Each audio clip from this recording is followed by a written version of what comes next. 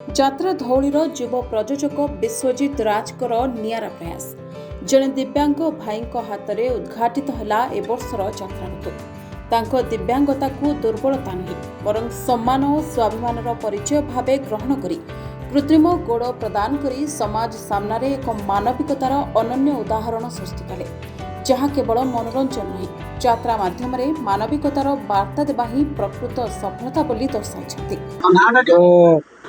घर सुकिंदा अभयपुर मो ना मिटू नायक मोर गोड़ कटिबारु आपण मानकु धन्यवाद। मो गोड़े गोड़ मिसई चला करेनी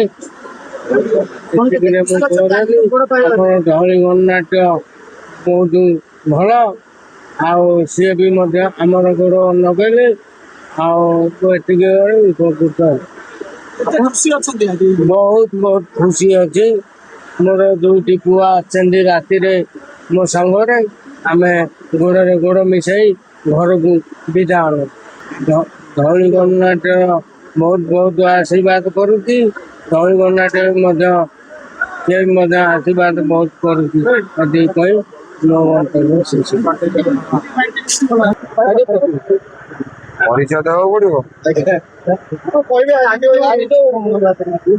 प्रथम उद्घाटन कौन देखु बहुत बात विवाद भितर वर्ष संपूर्ण गेट स्टेज लाइट साउंड सबू बागेकी आसला भितर आम आसीलु एत जो प्रबल वर्षा वर्षा बाधक साजिला से समय गड़ी कारण ट्रेन भितर किसी असुविधा ना ट्रेन बाहर जो आसो रास्तार पशिकी गोटे गाड़ी आसिले आसीपारूना टी से हैरान हेलु जहाँ भी हो सबू अंत घटे धौली गणनाट्य आज यात्रा परिवेषण करने को मंचस्थ यात्रा कर आम समस्ते बहुत उत्साहित अच्छु खुशी भी अच्छु।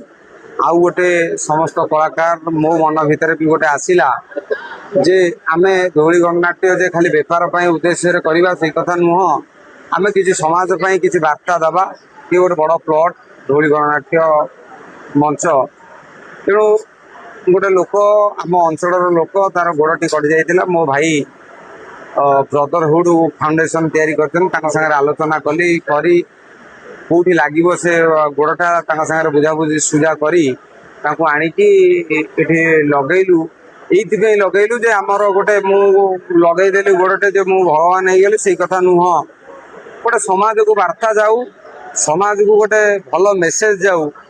बहुत लोक भी अच्छा 20-25 हज़ार टका खर्च हो गोटे गोड़ लगे सब बहुत लोक भी लगे पारे भारत वर्ष ओडिशा रे बहुत लोक एमती भी अच्छा चली पार ना गोटे लोक आम सांगे पादरे पाद मिसई चालू ये युव समाज गोटे बार्ता दौची समस्त समस्त को कहूँ समस्ते सहयोग करंतु एमती जो खाली गोड़ कथा नुह बहुत प्रकार विपद लोक पड़ी। कोरेरू Sunil Ojha report reporter studio.